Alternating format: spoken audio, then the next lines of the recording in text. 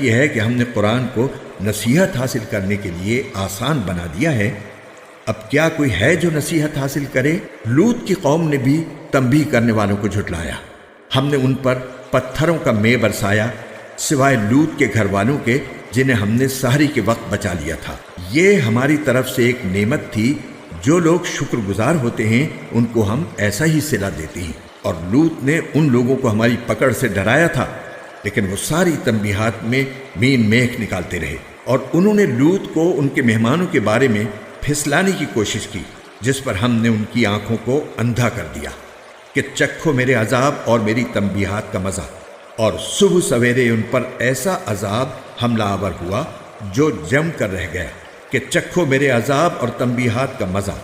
اور حقیقت یہ ہے کہ ہم نے قرآن کو نصیحت حاصل کرنے کے لیے آسان بنا دیا ہے۔ اب کیا کوئی ہے جو نصیحت حاصل